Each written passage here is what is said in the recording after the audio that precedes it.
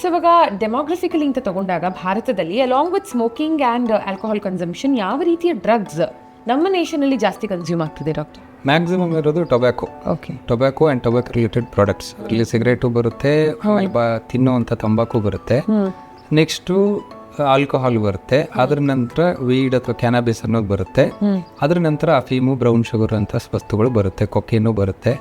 Next ಈಗ ಹೊಸದಾಗಿ ಬರ್ತಾ ಇರೋ ಗ್ಯಾಜೆಟ್ ರಿಲೇಟೆಡ್ ಇಶ್ಯೂಸ್ ಅಂತಲೂ ಬರುತ್ತೆ. ಅದನ್ನ ಡೈರೆಕ್ಟಾಗಿ ಸೇರಿಸಲಿಲ್ಲ ನಾವು, ಬಟ್ ಅದು ಒಂದು ಪಾರ್ಟ್ ಆಫ್ ಅಡಿಕ್ಷನ್ ಅಂತ ಹೇಳ್ಬೋದು. ಬಟ್ ಇದ್ರಲ್ಲಿ ನಾವು ಏನು ಮಾಡ್ತೀವಿ, ಸಿಗರೇಟ್ ಅನ್ನೋದನ್ನ ಗೇಟ್ ವೇ ಡ್ರಗ್ ಅಂತ ಹೇಳ್ತೀವಿ. ಸಿಗರೇಟ್ ಇರೋದು ಏನು ದೊಡ್ಡ ಸಮಸ್ಯೆ ಇಲ್ಲ, ಆರಾಮಾಗಿರ್ಬೋದು, ಏನು ತೊಂದರೆ ಇಲ್ಲ ಅಂತ ಹೇಳ್ತಾರೆ. But that will lead to all other substances. ಅದು ಒಂಥರ ಬಾಗಿಲಿದಾಗ ಅಲ್ಲಿಂದ ಎಂಟ್ರಿ ಕೊಟ್ಟರೆ ಬೇರೆ ಎಲ್ಲದಕ್ಕೂ ದಾರಿ ಸಿಗ್ತಾ ಹೋಗುತ್ತೆ. ತುಂಬ ಜನ ಅದನ್ನು ಅರ್ಥ ಮಾಡ್ಕೊಳ್ಳಲ್ಲ.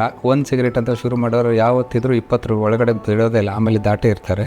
ಅದರಿಂದ ನೆಕ್ಸ್ಟ್ ಸಮಾಧಾನ ಆಗದೆ ಬೇರೆ ಇನ್ನೊಂದಕ್ಕೆ ಹೋಗ್ತಾರೆ. ಅದರಲ್ಲಿ ಆಲ್ಕೋಹಾಲ್ ಇರುತ್ತೆ, ಆಲ್ಕೋಹಾಲ್ಗೂ ಸಮಾಧಾನ ಆಗದೆ ಮತ್ತೆ ಇನ್ನೊಂದು ಯೂಸ್ ಮಾಡೋಕ್ಕೆ ಶುರು ಮಾಡ್ಬೋದು. ಅದು ನಮ್ಮ ಸೊಸೈಟಿಯಲ್ಲಿ ಅವ್ರ ಎಕ್ಸ್ಪೋಜರ್ ಮೇಲೆ ಡಿಪೆಂಡ್ ಆಗುತ್ತೆ. ಆ್ಯಂಡ್ ನಾವೇನೇ ಸ್ಕೂಲ್ಸ್ ಹತ್ರ, ಕಾಲೇಜಸ್ ಹತ್ರ ಇಲ್ಲಿ ಟೊಬ್ಯಾಕೋ ಸೇಲ್ ಮಾಡಬಾರ್ದು ಅನ್ನೋ ಬೋರ್ಡ್ಸ್ ನೋಡಿದ್ರು, ಅಂಥ ಶಾಪ್ಸ್ಗಳನ್ನು ಅವಾಯ್ಡ್ ಮಾಡಿದ್ರು, ಸಮ್ಹೌ ಯಂಗ್ ಕಿಡ್ಸ್ ಕೂಡ ದೇ ಗೆಟಿಂಗ್ ಎಕ್ಸ್ಪೋಸ್ಡ್ ಒಂದು ಸ್ಮೋಕ್ಗೆ, ಡ್ರಿಂಕ್ಸ್ಗೆ ಆ್ಯಂಡ್ ಆಫ್ ಕೋರ್ಸ್ ಡ್ರಗ್ಸ್ಗೆ ಕೂಡ.